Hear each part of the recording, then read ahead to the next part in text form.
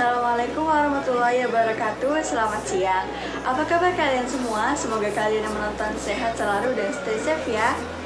Kali ini kami akan mempresentasikan hasil kerja kelompok kami mengenai pengaruh kemajuan iptek terhadap bidang pertahanan dan keamanan. Pertama-tama izinkan kami untuk memperkenalkan diri terlebih dahulu. Perkenalkan, nama saya Ratu Adamubita dari kelas 12 MIPA 6 KBC.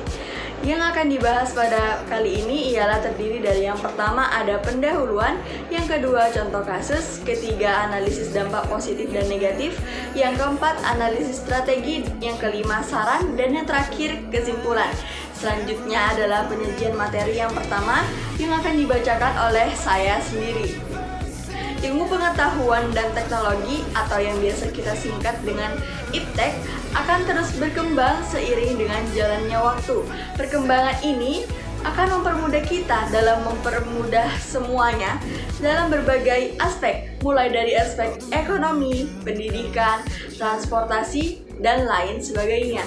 Nah, pada kesempatan kali ini kami akan membahas pada aspek atau bidang pertahanan dan keamanan. Dapat kita pahami bahwa kemajuan iptek dapat membawa pengaruh positif dan kemajuan iptek juga memiliki pengaruh negatif. Untuk menghindari pengaruh buruk dari perkembangan iptek, maka kita harus bersikap selektif dalam menghadapinya. Untuk tahu lebih lanjut, dapat kita jelaskan pada materi selanjutnya. Dan materi selanjutnya akan dilanjutkan oleh teman-teman saya. Sebelum saya menjelaskan mengenai kasus yang akan dibahas, izinkan saya untuk memperkenalkan diri terlebih dahulu. Perkenalkan, nama saya Daniah Nabila Rianti Putri dari kelas MIPA 1 KBC absen 3. Nah, kasus yang akan dibahas mengenai radar TNI rekam kemunculan 200 kapal perang asing di Selat Malaka. Kasus tersebut berisi tentang Indonesia sebagai salah satu negara pemilik sebagian wilayah maritim di jalur bisnis terpadat di dunia. Berdasarkan data terbaru yang disiarkan oleh Gugus Keamanan Lalu Komando Armada 1 yang dilansir pada Selasa, tanggal 22 September 2020 dari TNI Angkatan Laut.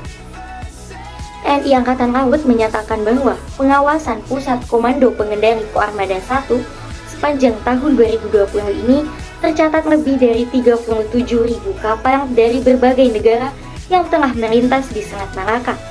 Tak hanya kapal niaga saja, Koarmada 1 mencatat telah ada sebanyak 221 kapal perang dari Angkatan Laut berbagai negara di dunia yang melintasi Selat Malaka ini. Selanjutnya, saya akan memaparkan dampak positif dari adanya kasus tersebut. Yang pertama yaitu peningkatan akurasi dan keamanan dengan bantuan teknologi pengawasan. Artinya, yaitu dengan adanya serangan dari berbagai pihak luar negeri, kita sebagai Angkatan Laut dari Indonesia dapat meminimalisir kerugian yang akan terjadi saat ada penyerangan secara mendadak atau mendesak, serta dapat menjaga keamanan laut yang mendapatkan bantuan informasi berupa radar.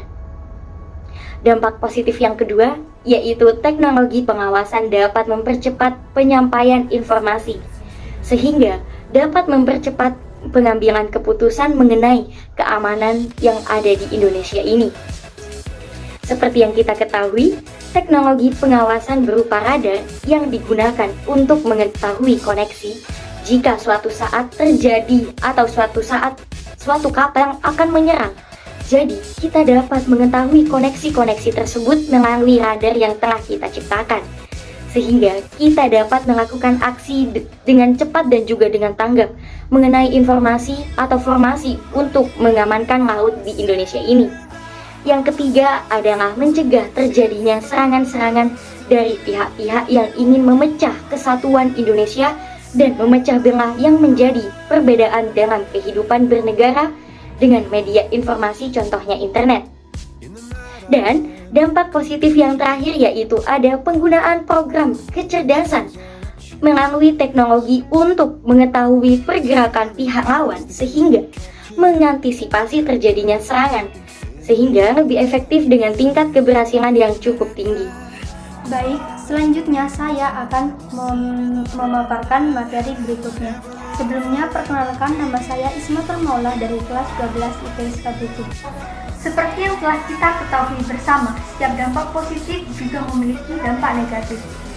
Berikut ini adalah dampak negatif iptek di bidang pertahanan dan keamanan. Pertama, dengan perkembangan teknologi, informasi akan mudah untuk kita temukan di berbagai media massa.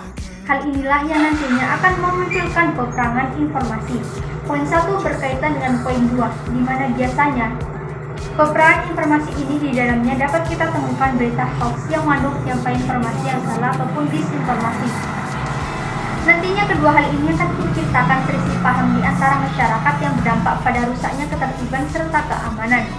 Selain itu, ancaman penggunaan radar yang disalahgunakan oleh beberapa pihak seperti melakukan kecurangan sistem informasi dan sabotase komputer dapat digunakan untuk melakukan tindakan kejahatan seperti penyerangan. Lalu strategi apa yang dapat kita gunakan dalam mengantisipasi dampak negatif tersebut? Yang pertama yaitu dengan cara meningkatkan kualitas sumber daya manusia. Hal ini dapat dilakukan dengan cara rajin membaca literasi yang bermanfaat untuk menghindarkan diri kita terjerat dari berita hoax.